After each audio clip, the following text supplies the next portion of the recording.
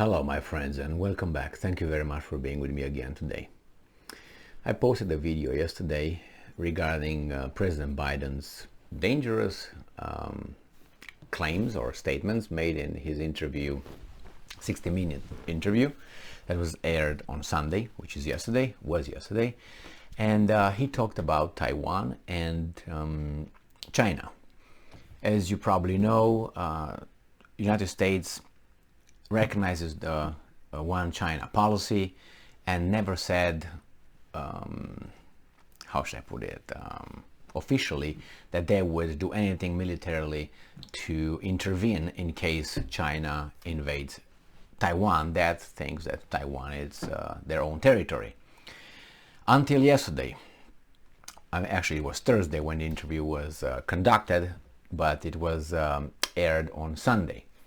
Biden made a mistake in May, I think, when he said, or June. No, he was in Japan. When he was in Japan, I think it was June, when he was asked by a reporter what is he going to do with Taiwan and China, if he's willing to use U.S. military to defend Taiwan. And Biden, shuffling out of the room, said yes and went out. And that was a big gaffe. And 3 seconds after that, a weasel came out from the U.S. administration and clarified that you guys did not hear it right. He didn't say that. So everybody was like, oh, okay. But yesterday it was aired where when he was asked if he would, what would he do? He said that the U.S. military will fight China if China invades Taiwan, which is a big change. And obviously I said in the yesterday interview video that that would anger China to the skies and back. So here we have an article from Reuters, and it's from the 19th of September 2022. China lodges complaint after Biden says U.S. would defend Taiwan in a Chinese invasion. So the Chinese Foreign Ministry said on Monday that China has lodged and quote-unquote stern representations with the United States after U.S. President Joe Biden said U.S. forces would defend Taiwan in the event of a Chinese invasion. Now, if Joe Biden, who is not all there, unfortunately, his, I would say, age shows, and probably some mental illness over there, or Alzheimer, or whatever it is. When he made a mistake in Japan, this was not a mistake, because that could have been edited from Thursday to Sunday. When it was interviewed on Thursday, aired on Sunday. So obviously the White House, not the White House, the people behind all this scheme right here, they decided to leave it there. So that means there's a big change of policy. China reserves the right to take all necessary measures in response to activities that split the nation apart, said Mao Ning, spokesperson at the Foreign Ministry at a regular media briefing. And I'm quoting, "We are willing to do our best to strive for peaceful reunification. At the same time, we will not tolerate any activities aimed at secession," Mao said. She also urged the U.S. to handle Taiwan-related issues, and I'm quoting, "carefully and properly," end quote, "and not send wrong signals," end quote, to Taiwan independent separatist forces, warning the United States not to seriously damage Sino-U.S. relations and the peace in the Taiwan Strait. But you made a mistake, Mao. That's exactly what they want. So you're going that way, like Russia had to go their way. There is only one China in the world. Taiwan is part of China, and the government of the People's Republic of China is the only legitimate government of China, said Mao. Yeah, they all know which way they go, but I think Taiwan is going to be Ukraine number 2, but with different actors. But the problem is here, United States they claim they will get directly militarily involved. In Ukraine, there are the weasels from behind. You know, you can't touch us. We can touch you through them, but you can't touch us. You know, and it's very weasel-like. But it is what it is now. You work with what you have. You know what I mean? Can ask for more if you can't. So, but in this case, it's a different story. The thing is, I don't know if this is obviously they all get ready for the final battle, because it's going to be a battle, it's going to be a fight, unless China and Russia's leaderships will be cut. And once they're cut, then they will become again vassals to the big club, which is United States with its bottom feeders.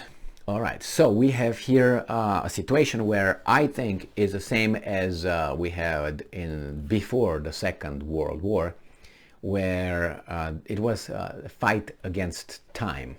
Both the Soviets and the Germans, they knew they were on a collision course with one another. They knew that. The problem is who would be able to be prepared and who should,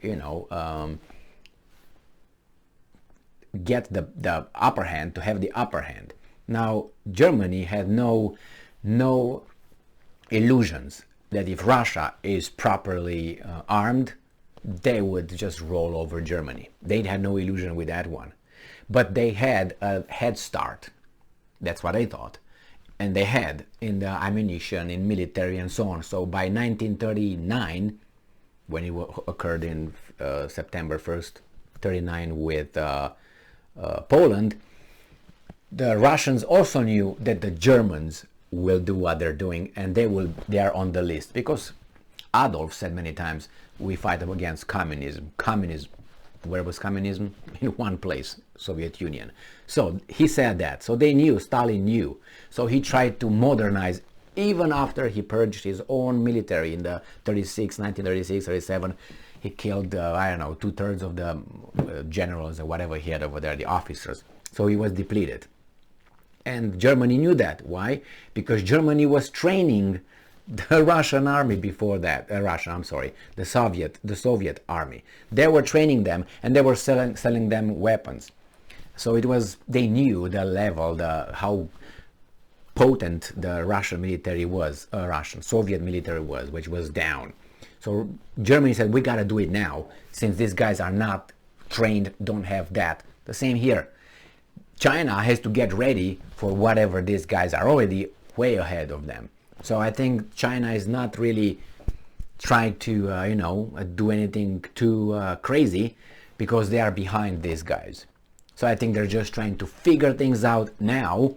No, they had the doctrine probably from tens of years already with Taiwan, but things, little nuances change.